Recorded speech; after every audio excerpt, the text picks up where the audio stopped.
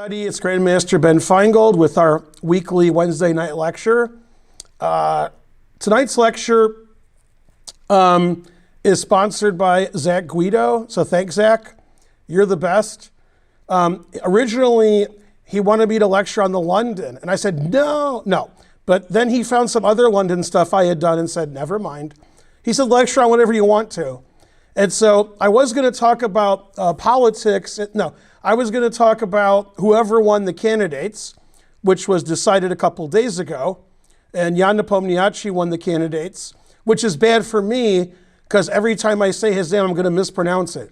But I can say Jan. I'm pretty good at that. So Jan is going to play Magnus at the end of the year, November, December in Dubai. And Karen and I plan to go for about 5 days. So we'll probably see 2 or 3 rounds. I've been to Dubai twice, and Karen's never been to Dubai. And I really like Dubai. And they're having some big exposition there, so that'll be nice. I just found out today that because Russia is banned by the Anti-Doping Commission, this will affect this match, and Jan won't have the Russian flag next to his name like they usually do. That's not allowed. And yesterday in the World Checkers Championship, the Russian player had their flag taken away during the match while they were playing. So the truth hurts. Magnus and Jan have known each other forever. They've known each other since they were about 11 years old. And I think in the World Under 12, Jan came in first and Magnus came in second. And Jan's been playing top level chess forever, as you'll see from the games I'm going to show. I didn't realize until earlier today when I read the Wikipedia article that he's also quite a good Dota player. Also, I don't know what Dota is, but I know it's on Twitch. But I didn't realize that. And he actually introduced Peter Svidler to Hearthstone. I didn't know that because Peter Svidler talks about it a lot.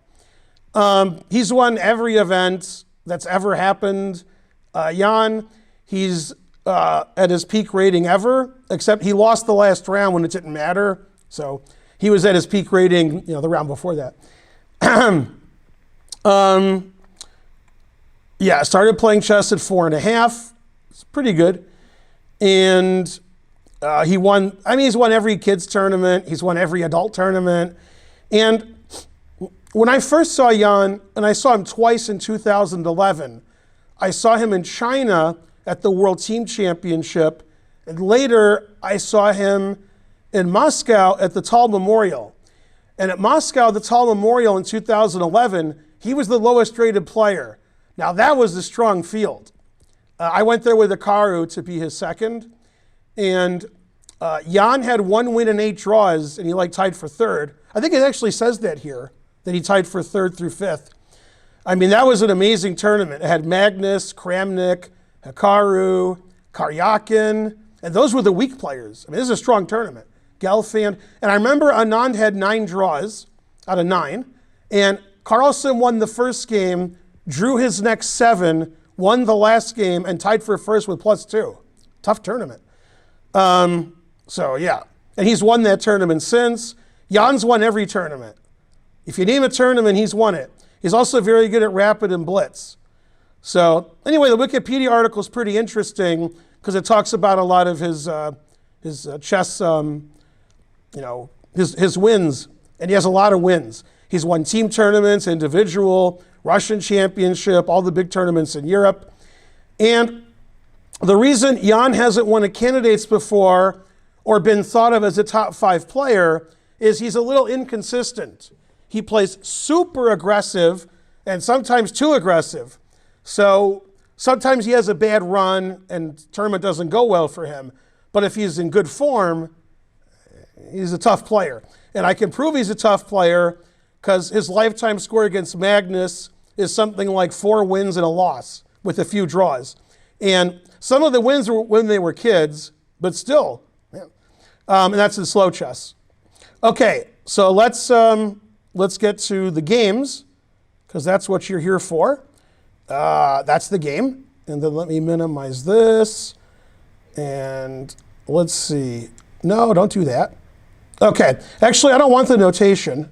So, bam, end of notation. And then let me share that because, always share. I think this is it. Let's see, is that it? Yeah, all right. Now hopefully you can all see the chessboard. I hope. Yeah. Okay, I have to get rid of the chat because when you chat, it destroys everything. All right, so I found 3 games of Jan's that I didn't know. So that's fair. Let me move this over so I can see what's going on. Okay, so this is Jan Nepomniachtchi white against Aleksandr Kharitonov from the Russian Championship in 2009. Let's see, I want to move this so it's out of the way. All right, I think it's still in the way, but what are you going to do? Okay, no, that was good actually. You can see the ratings are lower. Jan is 26-24 and Kharitonov's 25-24. Later, Kharitonov became much higher rated, as did Jan. This was in the Russian Team Championship. And the 3 games I'm going to show you, 2 of them, I'm going to show you the game. One is just the end, because the end was amazing.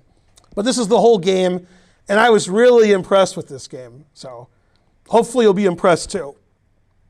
Jan has white, it's a Karo-Kan, and he trades and plays c4. This is the Panov-Botvinnik variation. The very few times that I have white in a Karo-Kan, this is what I play with white. And I have black in the Karo-Kan more often, so. Okay, and I always play knight c6 here, but e6 is more common. They played one of the main lines. And they just developed their pieces. It looks like a semi-Taresh. Yeah, isolated pawn position. And these positions, I always like white because white has good attacking chances.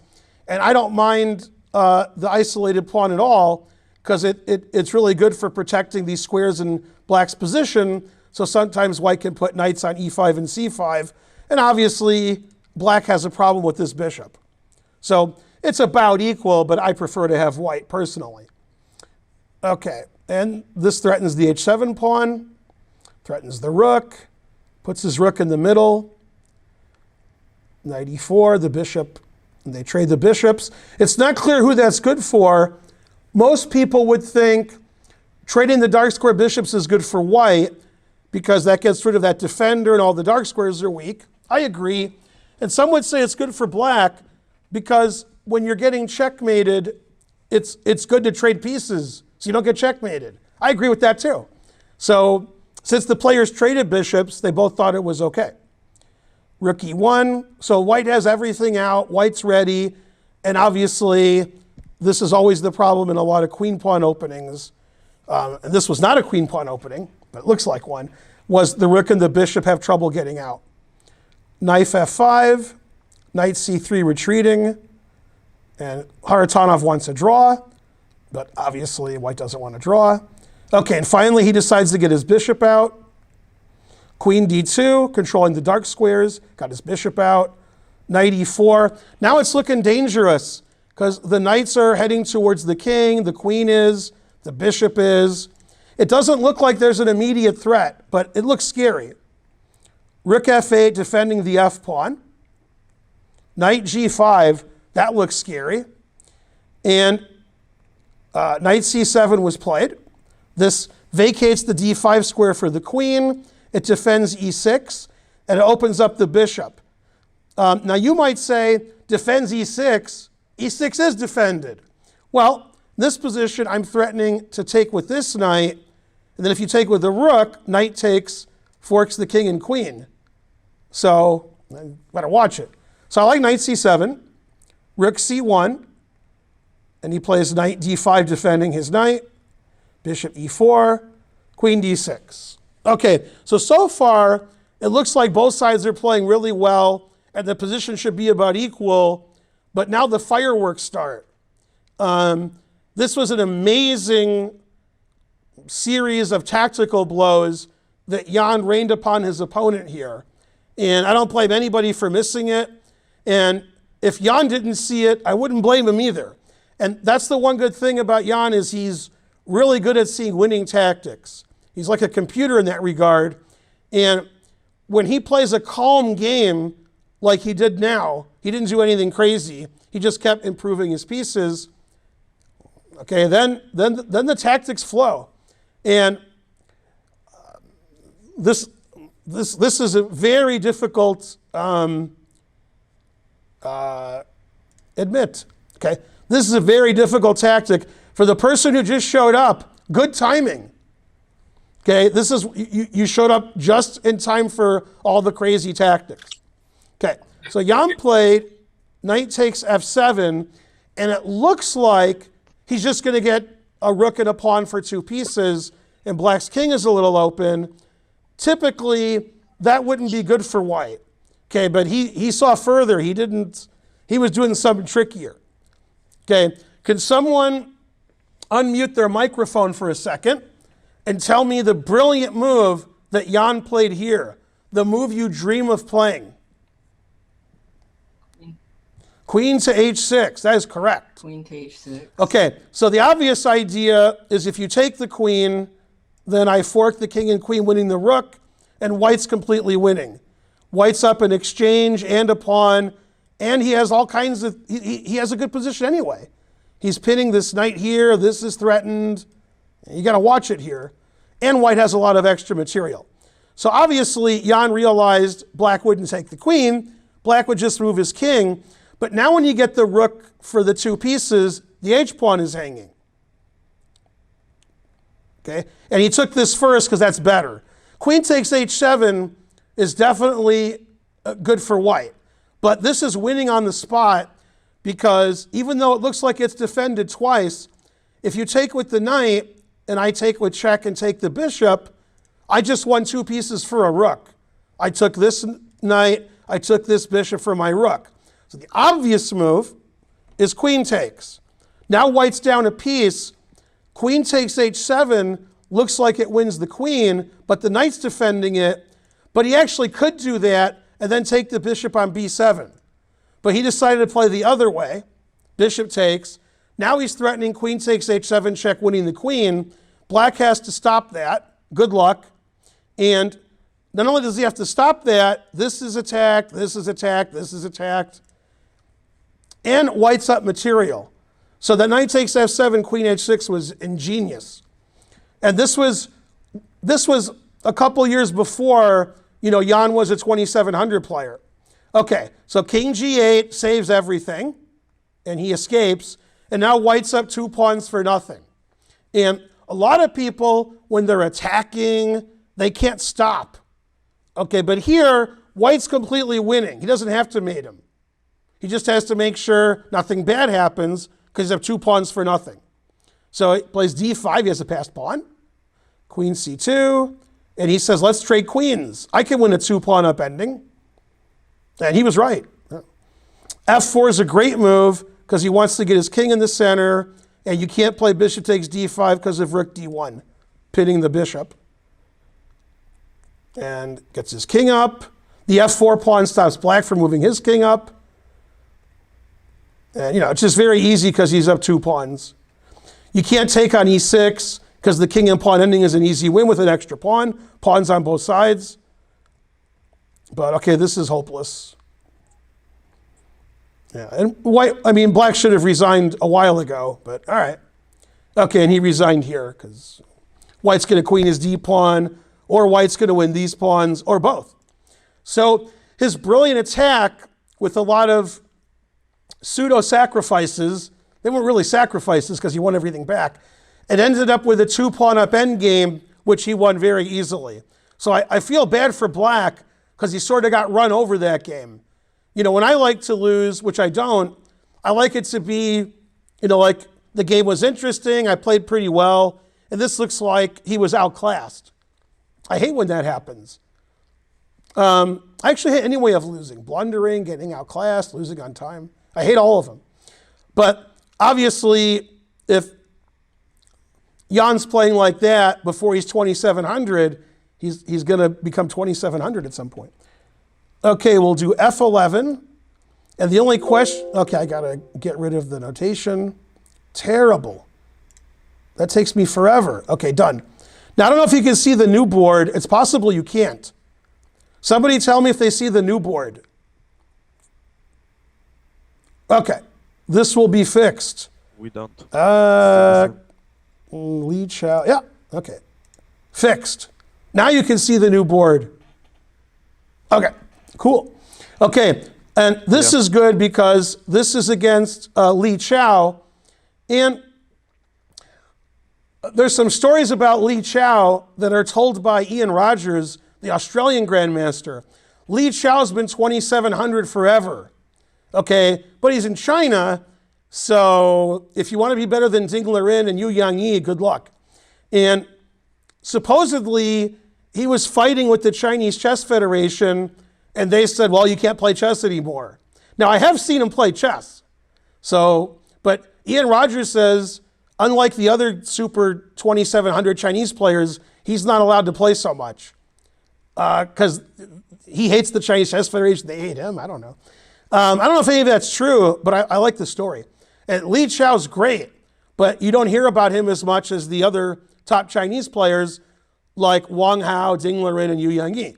Okay, I mean, when you got a lot of 2,700 players, and in Ding Liren's case, sometimes 2,800, it's a tough country. Okay, and Jan's white, and this game was played pretty recently, I think 2019. And they played a Petrov. Okay, and this is very strange to me. I am certain that most of the top Chinese players are brilliant tacticians, know a ton of opening theory, and like to attack. However, most of the top Chinese players play the Petrov. All right, if I was coaching there, I'd be like, let's get something sharp going.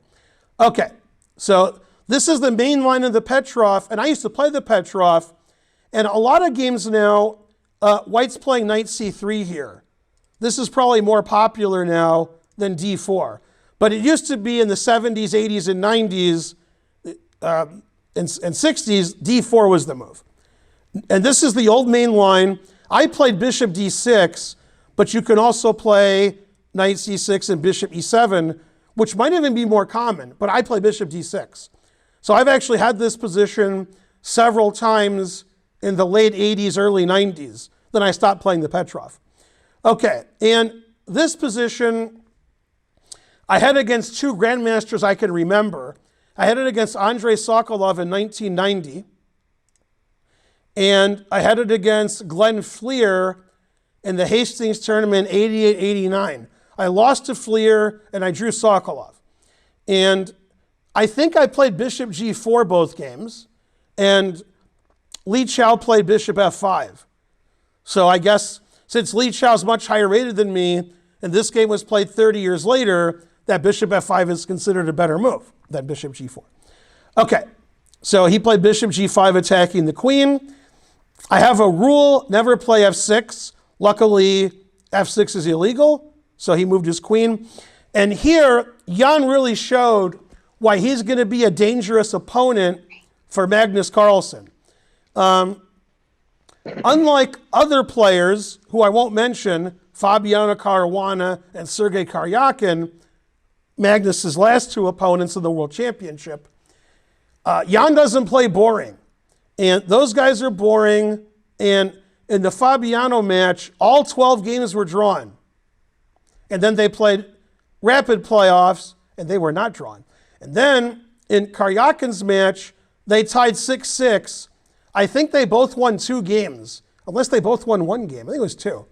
So lots of draws. And, you know, Jan will have some draws, but they're fighting draws. When Jan draws, it's very exciting. And this shows you what kind of player Jan is. Very aggressive, very tactical. And if you're on the wrong side of when he decides he's going to play well, then you're in trouble. Again, Jan is an up and down player, but lately he's been up. So he played, I'm sorry, I'm one move ahead of myself. Okay, he played knight h4. And knight h4, I'm not sure I would consider that. My bishop's attacked, and if I play knight h4, I'm hanging the h2 pawn with check. So I don't think I would consider knight h4. And the reason he played knight h4 is when the bishop moves away, and I think that's the only reasonable square. I wouldn't go to d7 or c8. Then he has a brilliant move in mind. And, I don't see stuff like this. Bishop takes h6. Now remember, he's not playing me, he's not playing you, he's playing 27-20 FIDE in a FIDE Grand Prix. So this game is very important. And his opponent's really strong. Knight h4, bishop h6 is genius. Knight h4, not only can you play knight f5, but your queen on d1 has this open diagonal now to attack the king, and black's pieces aren't doing a good job defending the black king. Okay, bishop h2 check, but that's not doing anything. And he goes back. Okay, so if he takes the bishop, which he did not do, and then we play queen g4 check. You can't play bishop g6 because this is pinned. So queen g6 and knight g6 both win. So you have to play king h8. And this is similar to the game. And the variation that happened here could happen in the game. Knight f5 threatens mate. And if you play rook g8, which looks like the obvious way to stop mate, white has an amazing, crushing move here. Let's see who's the first to unmute themselves. Who said it? Rook e8. Yeah. Rook e8. Now you're threatening queen g7 mate. That's a threat. Okay, good luck. Yeah, this is white's next move. The only ways to stop it are f6, never do that, which hangs checkmate, because there's too many pieces on the rook, or bishop g6, which I'm sure it loses for many reasons, but this is the reason that I like. So, okay. Now let's look at the game, which was similar. After bishop f4, bishop g7. Takes, check. Bishop g6 loses probably to more than one thing. I think bishop f7 wins. I think knight f5 wins, and I'm sure this wins. Because if you take the rook, knight f5 wins your queen. And then your bishop's hanging too. Yeah, and now, since the f pawn is pinned, we're threatening this. This is not fun. There's fun and there's not fun. Okay, make sure you mute yourself if you're coughing. And if you're not coughing, also mute yourself. Okay, so he played king h8, putting it in h. Now, if somehow I found knight h4, which I wouldn't, and somehow I found the bishop sack, and somehow I analyzed to here, I'd be like, well, that didn't work. Black's up a piece. I don't have any threats. So even if I saw all of this, which I wouldn't, I still wouldn't do it. And Jan, playing for the World Championship soon, he saw more. Knight f5, threatening queen g7 mate. We already saw the variation with rook g8, rook e8. Okay, we already saw that, threatening queen g7 mate. So after knight f5, you have to take it, which he did. And even here, I'd have to think a long time to decide this was good for white. And it's possible that Jan thought, I think it's good for white, but if it's not good for white, I'll perpetual check him. So I'm safe. Maybe he thought that. Okay. But it turns out, even though white's down a piece, and it's black's turn to move, and white doesn't really have a winning threat, white's winning anyway. And he has a really interesting winning idea, which is to use the H file. And he actually did exactly that. G3, king G2, rook H1. Amongst other winning ideas like bishop D3 and mate and so forth. Rook E4. Okay, so he played queen D6, stopping queen F6 check, G3, king G2. It's a piece sacrifice and it never ends. White just has more and more compensation.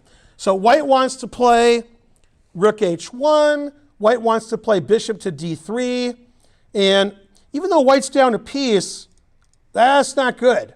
And whenever super GM sack a piece and there's no forced mate, there's no easily forced win, it seems like the other person's pieces are just bad.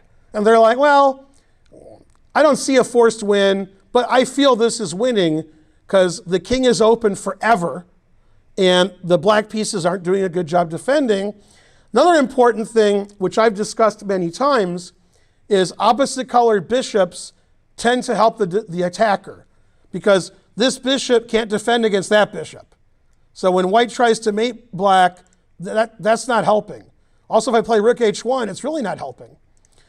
And again, if I was playing the game, I wouldn't have the judgment or the calculation ability to do this. And that's what you need to do to be, 2750, 2800 is have good judgment and good calculation. And occasionally he goes too far, but this game was just far enough. Perfect. Okay, b5 attacking the bishop.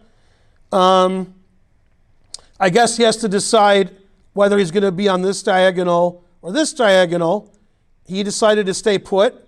Since black didn't do anything with the bishop on c4, this doesn't really change much. Bishop's on b3 and queen g6. And to me, maybe not to you, but probably to you too, this was a shocking moment of the game. Shocking. Because Jan played a move that I would probably disregard pretty quickly, and I'd play some other move. And problem is, queen g6 gains a tempo. If white moves his queen away, black can get his knight out, knight f6, king g7. It looks like white's just down a piece. It doesn't look like good compensation. Queen g6 seems like a great defensive move. And if I play queen g6 and I was black, I wouldn't expect the next move. I would think the next move doesn't do anything, and it's silly, but it's actually great. He traded queens. And you don't expect the guy to trade queens when he sacrifices a piece and tries to checkmate you. But that gives white the tempo that he needs. If he retreated his queen, it would be black's move. By trading queens, it's his move. He needs that tempo. So not only is his bishop fantastic, but he can get his rook to a great square and stop knight d7. So that tempo is very important. Now obviously, if it was white to move, rook h1 is very annoying. Very annoying. Like black resigns. That kind of annoying. So again, great judgment, great calculation, and now it's really difficult to play black. Black's been a piece up for a long time, but he still hasn't moved these pieces.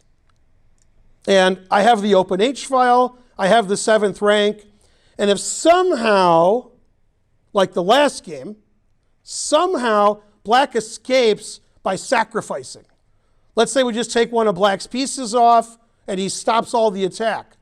White is up a pawn here. So if black gives a piece away to stop all the mates, then white's a pawn up and he's better. So black can't really sacrifice anything back. He's got to keep it if he wants to win. And this is a very difficult position for black. How do you stop rook h1? I don't know. Okay, and bishop g7, rook h1 is even better. Got to play bishop h6.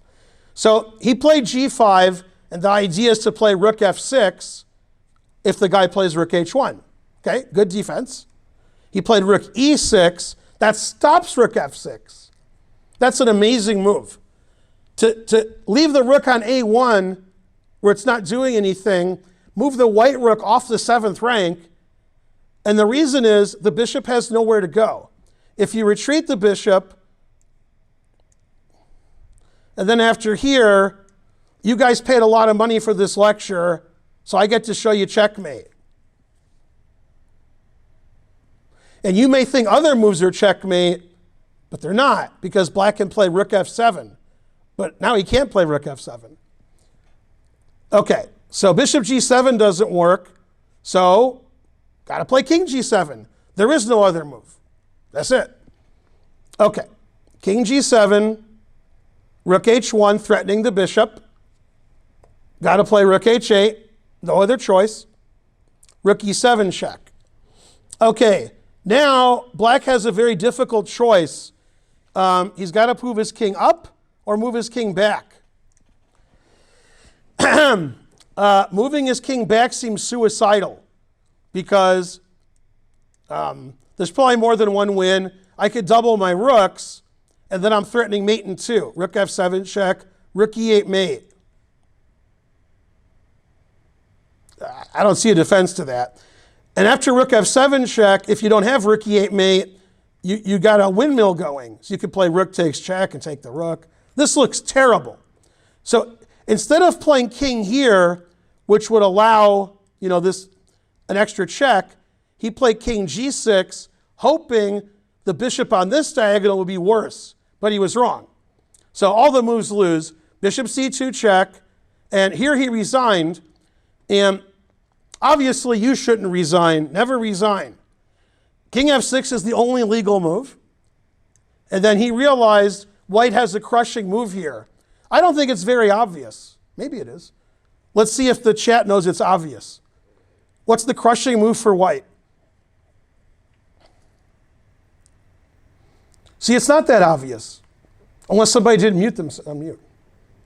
That is correct. Rook he1, threatening checkmate.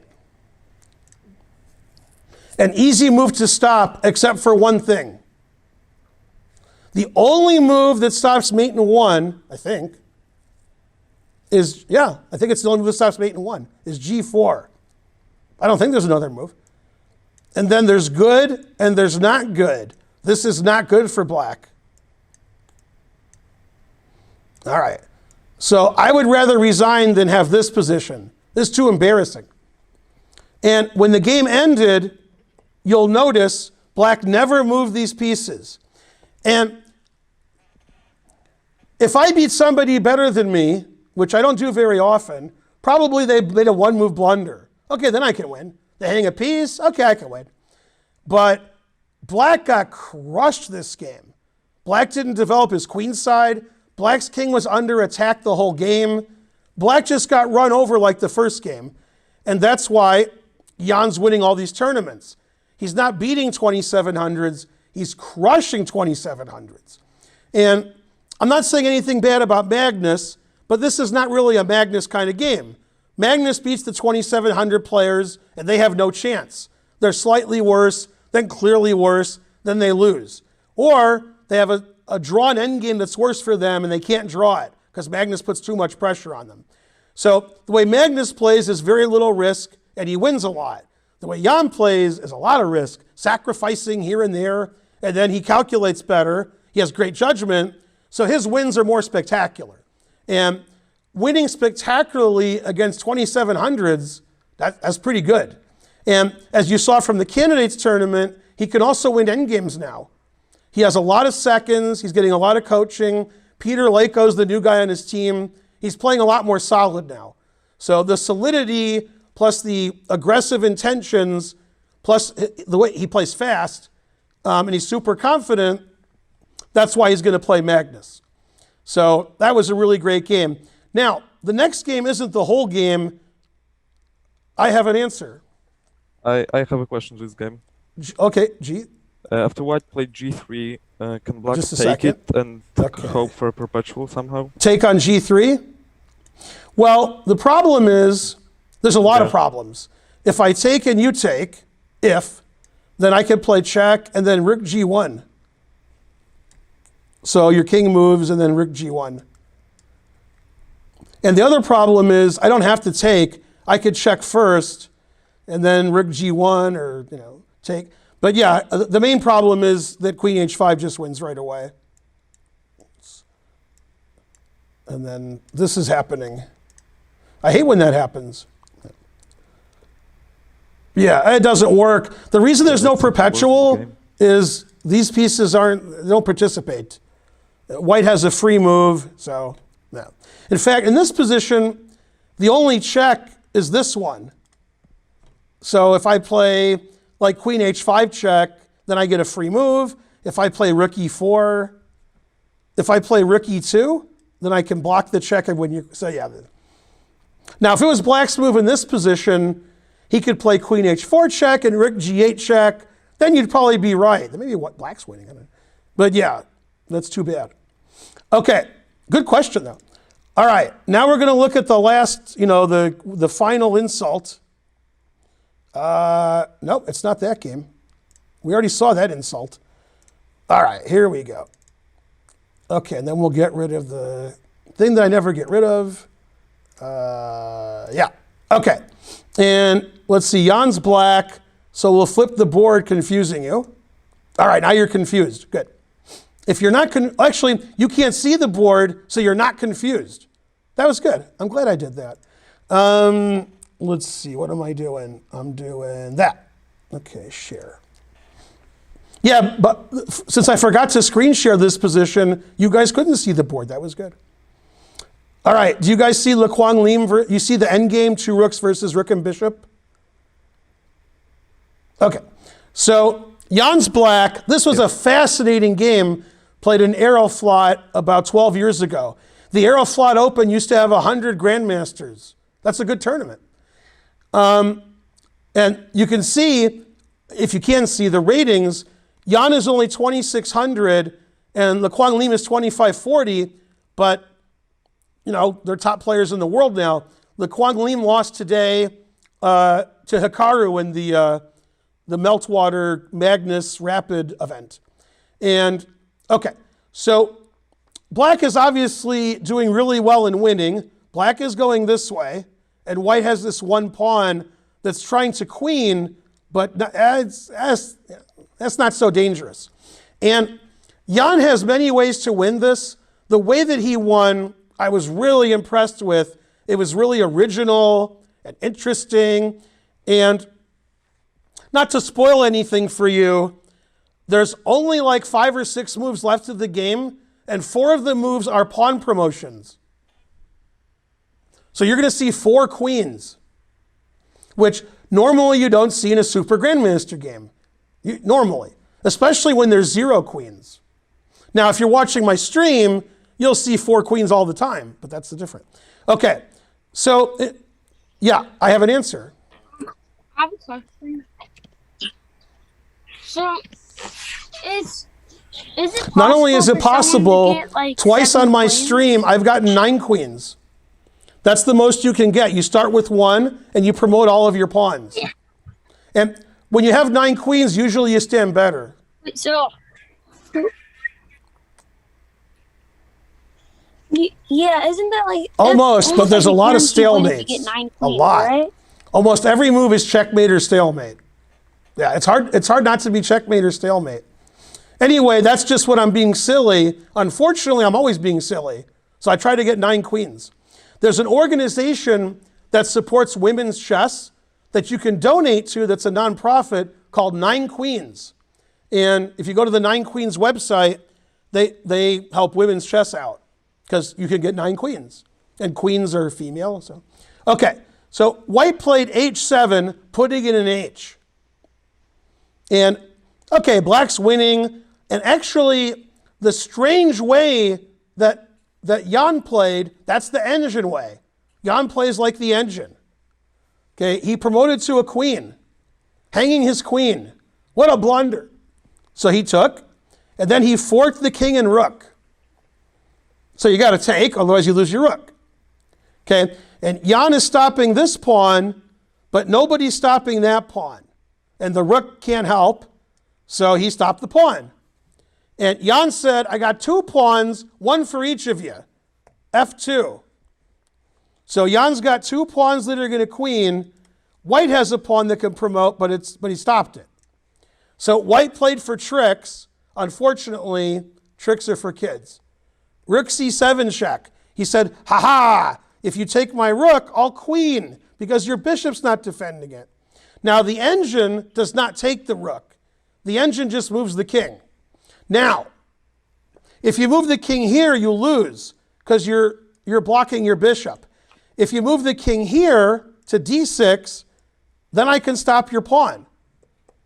So actually, the engine plays king to the back row, which is weird. And then it says, this pawn's going to queen, I stopped you, so I win. But Jan played much cuter, because he's so cute. And if you don't believe me, look at pictures of him without the man bun. Then he looks good. with the man bun. Okay, so he took the rook anyway. And white's like, yay, I also get to queen. I'm the best. Now, queening the f-pawn wins. There's no doubt about it. But white gets some checks. Check, check, check, check, check.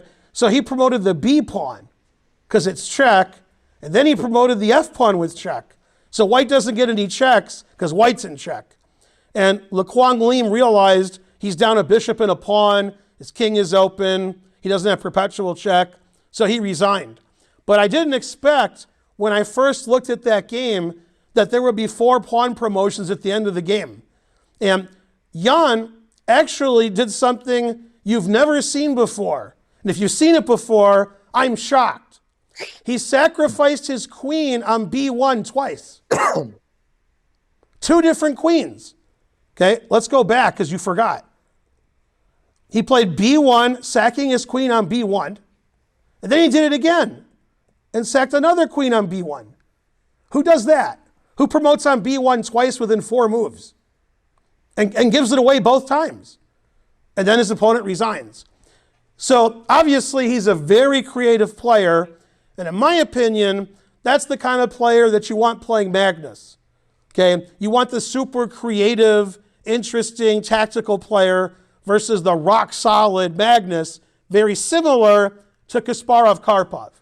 Except when Kasparov played Karpov, you know, the second, third, fourth match, fifth match, Kasparov was higher rated.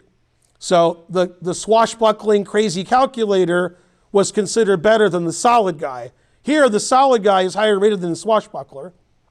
So, yeah, I was just thinking, yeah, back in the day, there were some good matchups where one guy's solid and one guy's crazy. And Tal crushed Botvinnik, and then Botvinnik crushed Tal.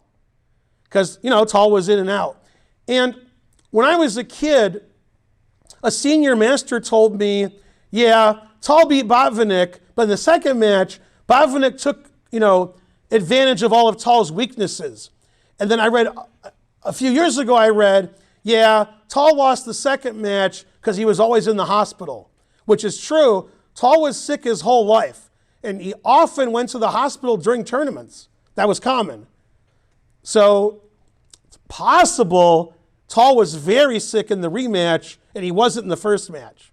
That's the best excuse I ever heard. So we'll go with that.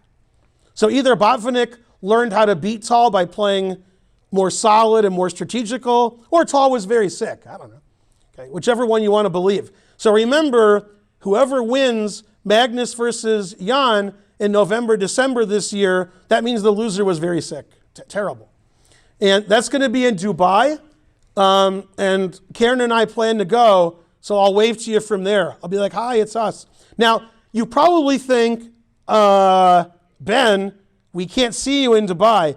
Incorrect. I'm going to stand on top of the Burj Khalifa. Then you'll see me.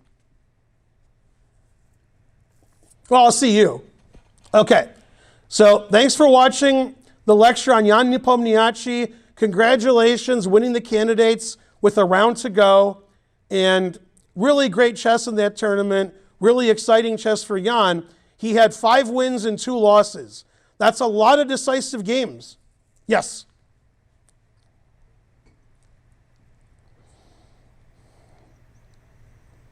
Of all time, my 2 favorites are Morphy and Fischer, but I don't know where to put them. And the reason is, not because their moves were the best, although maybe, it's because of the domination. You want to look at domination. Is how much better is Magnus than the next 2, 3, 4 players in the world? How much better was Fischer? A lot better. How much better was Morphy? A lot better. So when you're so much better than everybody in the world, I give you extra props. Now, if you like take an engine and say who played the best moves, you could argue Kramnik, Karpov, Fischer was good, Kasparov. But obviously the players now play more like engines than players who didn't have engines. So they're cheating. But yeah, you could say Kasparov, you could say Carlsen, you could say Karpov, you could say Fischer, you could say Morphy, and I'll give it to you. They're all great. as long as you don't say me. Because when I teach kids classes at schools, and they don't know who anybody is, they think I'm the greatest player ever because I can beat them. And they'll never be rated 100 because they're not good enough. So, pretty easy beating them. Yeah. All right, thanks for watching. You can, yeah, sorry. Yeah, I think Caruana and Geary would both give him a tough match, but I'm glad it's Nepomniachtchi because Caruana already played him and it was 12 draws. This is going to be more interesting. So, yeah, I think Jan has about a 40% chance. Go Jan and go Magnus. Something. I mean, he would, but not as, I don't think as much as Jan. Yeah, I think Jan will give a better fight to Magnus. But yeah, MVL was my favorite player a long time ago, but then he got too good, so I switched. Any other questions? Anybody? Anyone? You at home on YouTube? You can watch this lecture later on YouTube that you can hear yourself talking. It'll be great. All right, thanks for watching, everybody. I'll see you guys on my stream, mainly, etc. Enjoy the games. Please like and subscribe on our YouTube page and follow me on my Twitch page and follow Karen. Not in real life, just follow us on the internet. All right, bye, everybody.